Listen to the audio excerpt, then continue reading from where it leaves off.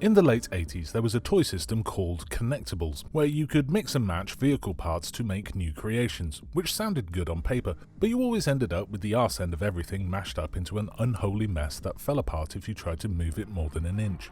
G20 is essentially the same, where the worst parts of 10 or so ideas that have nothing to do with one another have been gaffer taped together in no real order and sent out into the world in such a haphazard manner.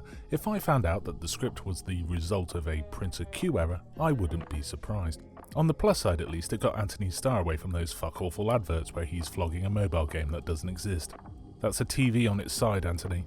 The plot of G20, such as it is, follows embattled President Viola Davis as she struggles with a standard-issue, rebellious teenage daughter, while trying to pitch her idea to get African farmers to use some crypto bollocks or whatever. To that end, she's going to the G20, where she's trying to raise support, particularly trying to impress the UK Prime Minister and the head of the International Monetary Fund. Things go pear-shaped for Viola as terrorist Antony Starr takes everyone hostage so he can sell his own crypto-based plan, which is different from hers somehow, leading Viola to escape by just walking through a door. They make a big point of this, by the way, with the main Secret Service guy having a moment where he discovers the door early on. Is it a secret door? Nope, just a service door, anyone could have gone through it, and it's surprising the bad guys didn't lock it down. Anyway, now President Viola has to die-hard her way around the building, rescuing her family, hotel staff, and her own Secret Service guy who was there to rescue her, all while screaming, "No one gets left behind," at anyone who will listen, even though they just leave behind a solid G18 of people. She does, however, drag along the exact two people she was trying to impress in the first place, a coincidence worthy of its own conspiracy theory, and ends up with them both singing Viola and America's praises so earnestly it's surprising they can speak so clearly with so much in their mouths. Despite G20's many flaws, god-awful writing, and acting so ham-fisted you'd be forgiven for thinking that they were doing this under duress, there are some passable set pieces, and I don't begrudge Viola Davis for wanting to break away from dramas for a change and have a bit of fun. After all, her last action films were The Suicide Squad, and in both of those she just stood in one room for the entire runtime. The big problem, among the bouquet of problems that is G20, is that none of the things anyone is doing in this film makes sense in any way. Starting with the president's plan. It's dumb.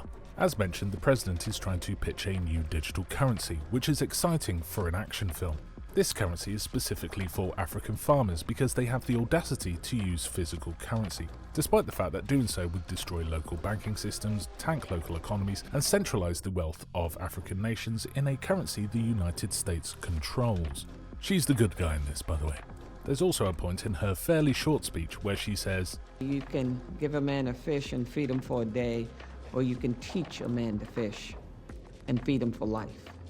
Which has absolutely bugger all to do with what she's been talking about. Seriously, if she had just said, "Give a man a fish and he'll feed himself for a day, crossbreed him with a fish and then he's Aquaman," it would make just as much sense in the context of the preceding and proceeding lines. It's fucking madness. But no matter how little sense the president's plan makes, she's got nothing on crocodile dumbfuck over here.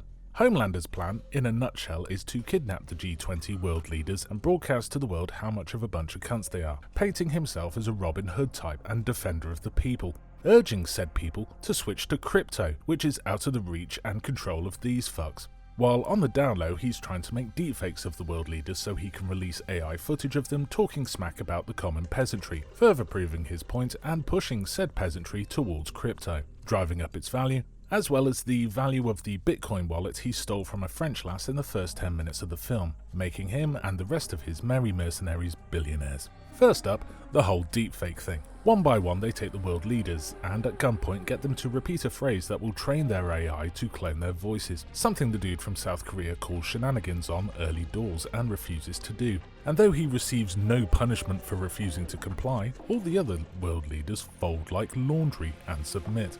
Even though they are world leaders, and surely there's hundreds of hours of footage of each of them saying all kinds of shit that Antony Starr could have used to train his deepfakes. He didn't have to do any of this, he could have done it all from home, and probably needed to do it from home as training deepfakes takes fucking ages. The Corridor crew could have banged these out in a long weekend. There's absolutely no reason he should have gone out and got these people in person.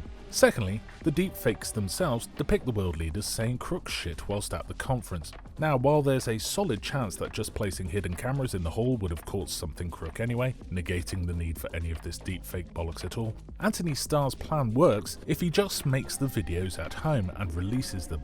It's a lie, so he can just lie. Have you seen X recently? It's mostly that. Him being there in person actually makes it look like he's bullshitting, therefore making it easier for the governments of the countries to refute what he's saying. Thirdly, crypto.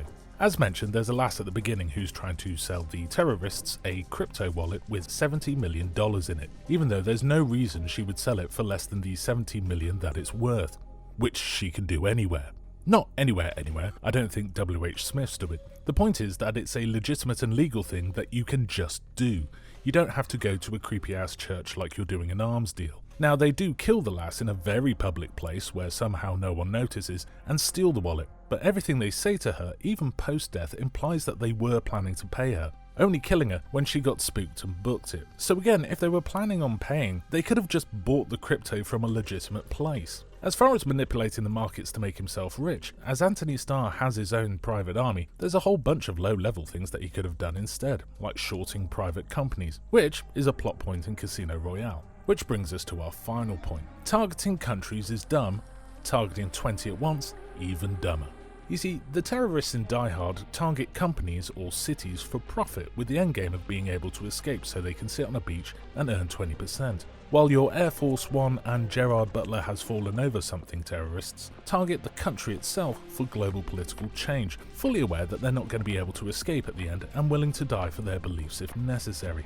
Antony Starr has done it arse backwards, kidnapping the leaders of the 20 most powerful countries on Earth and tanking their economies to enrich himself, thoroughly pissing off all of them. Where's he gonna go? How is he gonna spend any of that money? And he had a rant on international TV calling everyone a cunt. He's the most famous and wanted man on Earth now.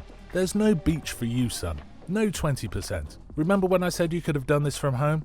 Yeah, you're an idiot. The main problem with G20 is that it tries to incorporate all of these modern tech words like crypto, blockchains, and deepfakes without knowing what any of that shit means or how it works. At one point, the president's daughter, who is painted as a techie, makes a whole thing about the hotel using RFID tags to open doors around the building, like it's some emergent technology. It's a fucking keycard with a tracker in it. That's all it is. Do they use the tracker as a plot point later? No. This film was actually recommended to me by a friend who said he felt that the script was written by AI, and though almost all of the dialogue is fuck awful, I can't help but think that AI, of all people, would have known how crypto works. This film smells like it's been written by real people who've heard these newfangled things, couldn't be bothered to do the research, and just kind of assumed that you don't either. So puked out any old techno-babble bollocks, slapped a president on it, and packaged it off. It's almost refreshingly human. So that's it, G20, a film that the trailer bravely claims is an original film that somehow manages to successfully emulate the feeling of the real G20, in that it happens, it exists, but the more that you pay attention to it, the more negatively it will impact your life. 0.5 out of 10. Or if you will, 1 out of a possible G20.